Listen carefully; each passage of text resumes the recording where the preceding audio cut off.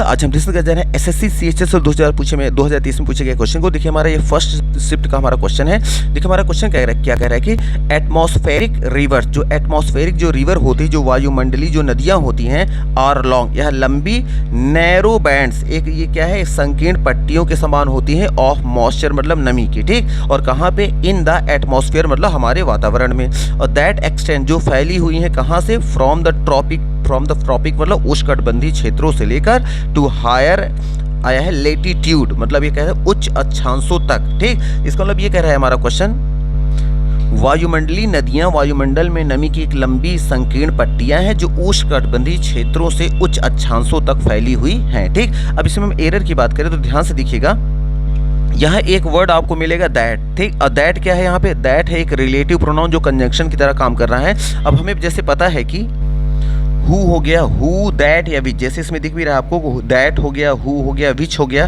इसके पहले अगर जो नाउन आता है, अगर इसके पहले अगर नाउन सिंगुलर आएगा तो आगे की वर्ब हमारी क्या बनेगी, सिंगुलर बनेगी। और अगर हु या दैट या विच के पहले अगर नाउन हमारा क्या है, प्लूरल है, तो आगे की वर्ब क्या आएगी, प्लूरल। इसका मतलब दैट हो गया, हु हो गया, विच हो गया, इनके अकॉर्डिंग वर्ब नहीं आती, बल्कि इनके पहले जो नाउन आता है उसके अकॉर्डिंग आती है। अगर हु या दैट या विच के पहले अगर नाउन हमारा सिंगुलर है तो आगे की वर्ब भी क्या आएगी, सिंगुलर आएगी। अगर ये नाउन हमारा प्लूरल है तो आगे की वर्ब भी क्या आएगी, प्लूरल आएगी, ठीक। ये तो एक कॉन्सेप्ट हो गया।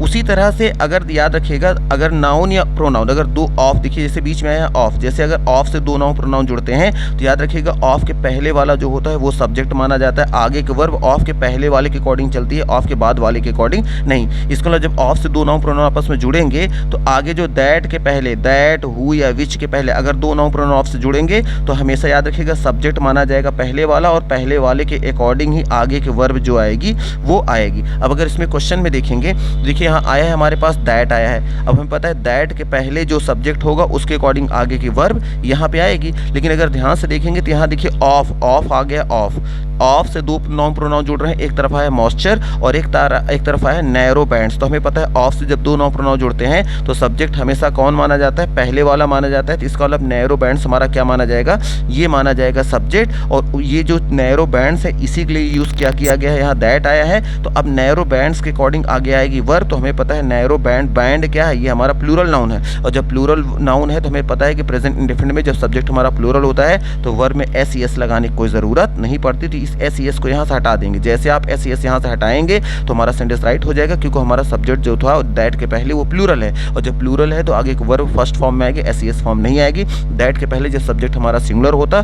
तो हम लगाते सिंगुलर वर्ब, और इसीलिए हमारा जो होगा यहाँ पे एस को हमें हटाना पड़ेगा। अब अगर आप ये देखेंगे कि दैट के पहले तो यहाँ सिंगुलर नाउन आया है, लेकिन हमें पता है आगे ऑफ मिल गया, तो ऑफ के पहले वाला सब्जेक्ट माना जाता है, ऑफ के बाद वाला नहीं माना जाता। तो ऑफ के पहले आया नैरो बैंड्स, ये प्लूरल है, इसलिए आगे एक वर्ब क्या आएगी, प्लूरल। इसलिए एक्सटेंड्स को एक्सटेंड करना पड़ेगा। अब देखेंगे ऑप्शन कहाँ आया है, देखिए है ऑप्शन नंबर बी में है, तो बी यहाँ पे हमारा राइट आंसर रहेगा। यहाँ से एस हमें हटाना पड़ेगा, क्यों, क्योंकि सब्जेक्ट जो हमारा है एक्चुअल में हमारा जो सब्जेक्ट है वो नैरो बैंड्स था, यहाँ पे एटमॉस्फेयर हमारा सब्जेक्ट नहीं है, न तो मॉइस्चर है, ये याद रखिएगा, ठीक। इसलिए ऑप्शन नंबर बी यहाँ पे हम टिक कर देंगे।